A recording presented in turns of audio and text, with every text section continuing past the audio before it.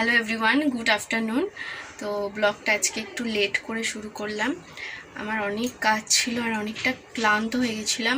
সব কাজ সেরে একটু রেস্ট নিচ্ছিলাম। তারপর এখন আমি রান্নাটা করব, শুধু রান্নাটা এখন বাকি রয়েছে। 12টা অলরেডি বেজে গেছে, দেখো 12:15 হয়ে গেছে। তো এবার রান্নাটা শুরু করব। আর আমার ঘরটা রং করাটা পুরোটা কমপ্লিট হয়ে গেছে, তোমাদের একবার ভালো করে দেখানো হয়নি, আমি দেখিয়ে দিচ্ছি। যদিও ঘরটা আমি এখনও সুন্দর করে সাজিয়ে উঠতে পারিনি, কেননা রং টং করেছিলাম। যেহেতু রং করা সব জিনিসপত্র সরানো হয়, তো সব সরানোর পর একটু ঘেঁটে রয়েছে, আমাকে সুন্দর করে গোছাতে হবে। আর এই কাজগুলো একটু সময় নিয়ে ধীরে ধীরে না করলে তো হয় না, তো সময় নিয়ে গোছানোটা আমার এখনও হয়নি।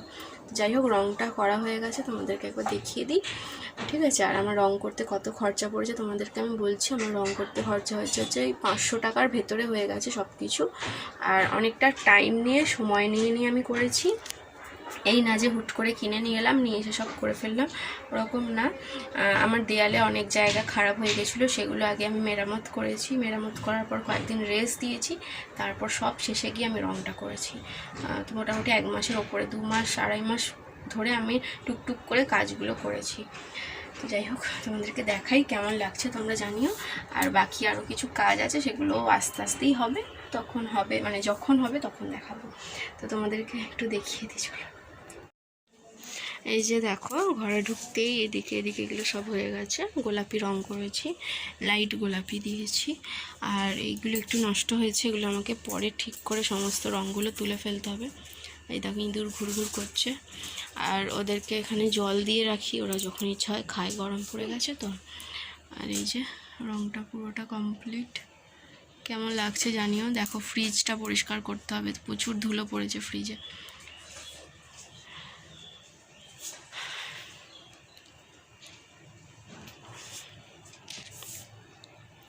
তো এদিকটা ধরো লাইট আসছে না। তো এই যে দেখো, এইগুলো হয়ে গেছে, সবটাই হয়ে গেছে, আস্তে আস্তে করা হয়েছে সবটা। তো যেহেতু নিজে করেছি, বেশ পরিশ্রমের কাজ, বুঝতেই পারছো, ঠিক আছে। তো কেমন হয়েছে জানিও। তো চলো, যাই হোক, এখন যাই আমি রান্না করতে। রান্নাটা তোমাদের সাথে শেয়ার করছি, দেখো, ভালো লাগবে নিশ্চয়ই।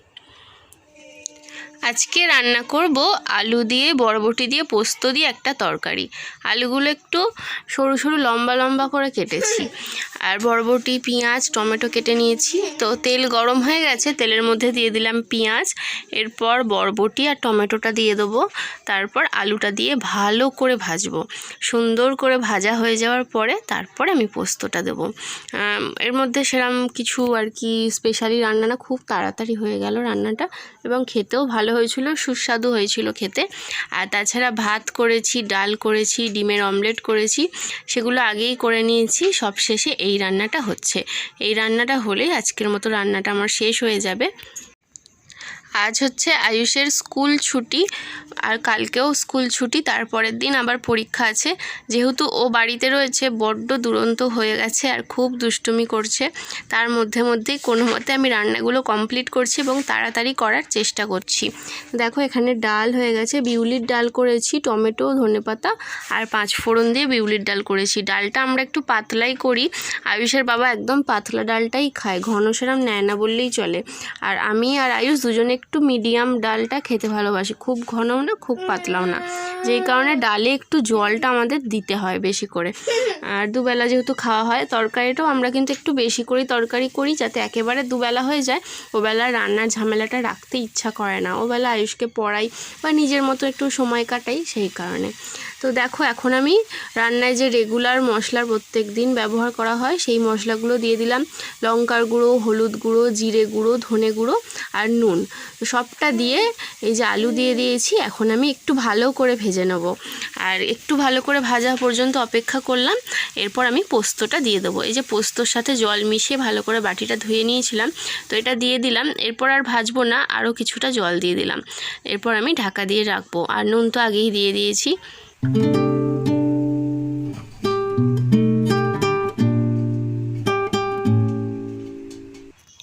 রান্নাটা বসিয়েই আমি চলে গেছিলাম আয়ুষকে স্নান করাতে। হালকা একটু উষ্ণ গরম জল করে আমি ওকে স্নানটা করিয়েছি। শীতকালে যেরকম গরম জল ব্যবহার করা হয় সেরকম গরম জল নয়, তবে একটু একটুখানি গরম জল মিশিয়েছি, যাতে খুব গরমও না থাকে আবার খুব ঠান্ডাটাও না থাকে। এই সময়টা হচ্ছে ওয়েদার চেঞ্জের সময়। এই সময় দেখবে বাচ্চা থেকে বড় সবার সর্দি কাশি এটা লেগেই থাকে। তো ওই জন্য কী বলো তো, একটু যদি হালকা একটু গরম জল মিশিয়ে নেওয়া যায় কনকনে ঠান্ডা জলের থেকে, একটু জিনিসটা আর কি একটু রুম টেম্পারেচার টাইপের যে জলটা হয় আর কি, সেরমটা হয় না, তাহলে কী বলো তো ঠান্ডা লাগা সর্দি হওয়া এই জিনিসগুলো হয় না। আমিও এই জিনিসটা ফলো করি একদম, যে আমাদের তো টিউবকলের জল একদম ঠান্ডা কনকনে জলটা দিলেই দেখি সর্দি টর্দি হয়ে যায়।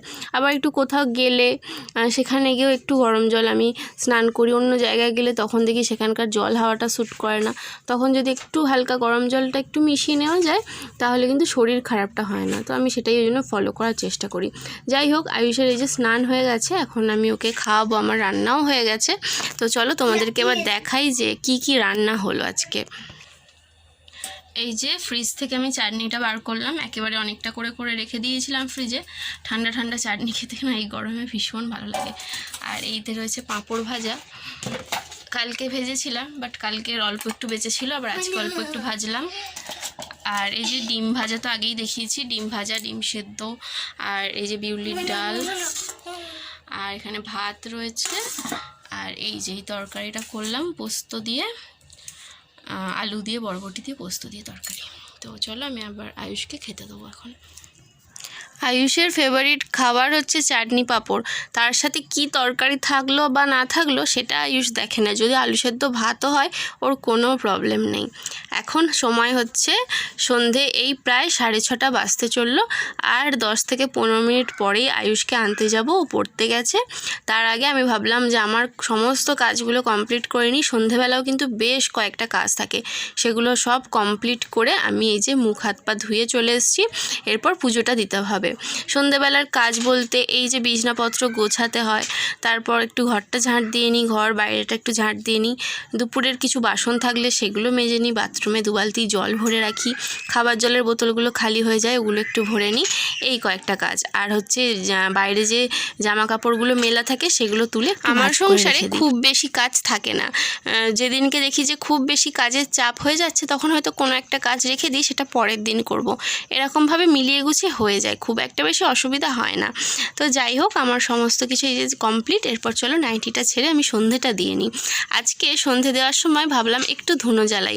এই ধুনোটা দিলে আমার ঘরে মনে হয় একটা পজিটিভ এনার্জি আসে। সবথেকে বড় কথা, আমার মনে একটা পজিটিভ এনার্জি আসে, সেই কারণে ধুনোটা দেওয়া। এই না যে বৃহস্পতিবারই দিতে হবে বা শনিবার মঙ্গলবারই দিতে হবে। আজকে যেমন বুধবার, আজকে আমার ইচ্ছা হলো আমি আজকেও দিলাম, আবার হয়তো কালকেও দেবো। আমার যেদিন ইচ্ছা হয় সেদিনই দিই, আমার ভীষণ ভালো লাগে এটা।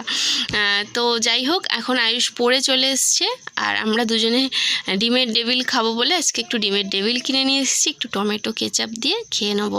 এই হচ্ছে আমাদের সন্ধেবেলার নাস্তা। তো এইভাবেই আমাদের সময় কেটে যায়। এরপরে যেমনটা তোমরা জানো, আয়ুষকে পড়তে বসিয়েছিলাম। নিচেটা বসেছিলাম, নিচেটা পাখার হাওয়াটা খুব ভালো আসে। অলরেডি 10:30 বেজে গেছে, অনেকটাই রাত হয়ে গেছে।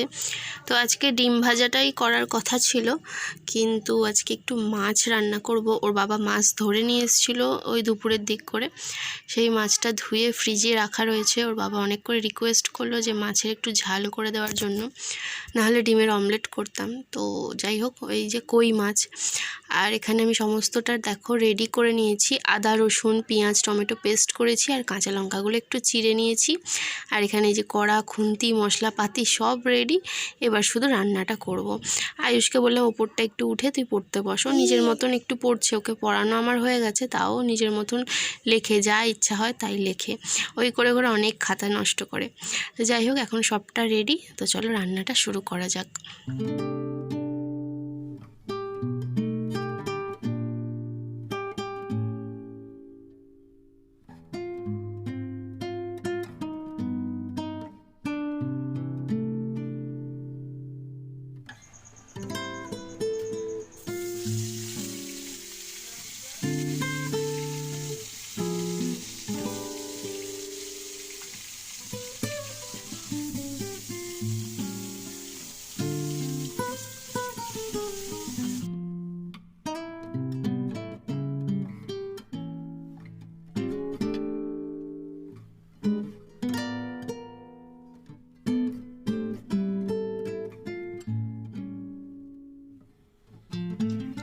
মাছগুলো ভালো করে একেবারে বেশ কড়া করে ভেজেই তুলে নিলাম।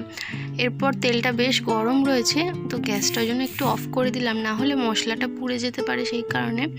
এরপর আমি বাটা মশলাটা দিয়ে দিলাম। পেঁয়াজ, আদা, রসুন, টমেটো আমি একসাথেই বেটে নিয়েছি। এই মাছের ঝালে, যে কোনো মাছের ঝাল রান্নাতে তেলের পরিমাণটা সঠিক থাকলে রান্নাটা খুব সহজভাবে হয়ে যায়, বেশি সময় লাগে না। খুব কম তেল দিলে মশলা একদমই কষানো সম্ভব হয় না, অনেকটা সময় লেগে যায়। আবার খুব বেশি তেল দিলে তো খুবই বিচ্ছিরি লাগে খেতে। তো তেলের পরিমাণটা সঠিক থাকলে দেখি যে না সুন্দরভাবে হয়। তো মোটামুটি আমার করে করে একটা আন্দাজ হয়ে গেছে এখন। যাই হোক, মশলাটা একটু ঢিমে আছে, বেশ অনেকক্ষণ ধরে আর কি কষাতে থাকবো। আর গুঁড়ো মশলার মধ্যে হলুদ গুঁড়ো, লঙ্কার গুঁড়ো, সামান্য একটু জিরে গুঁড়ো, ধনে গুঁড়ো দিয়েছি, আর একটুখানি নুন দিয়ে দেবো। এই রান্নাটা করতে খুব একটা সময় লাগলো না, সব কিছু একটু হাতের সামনে নিয়ে জোগাড় করে বসলেই হবে, ব্যাস। আর ওইদিকে একটু ডালটা গরম করে নিচ্ছি, বাকি সকালের তরকারি রয়েছে ওইটাও একটু গরম করে নেব। সকালের ভাতও রয়েছে, দুবেলার ভাত করি না, একেবারেই করে নিই, তো সেই দিয়ে আমাদের খাওয়া হয়ে যাবে।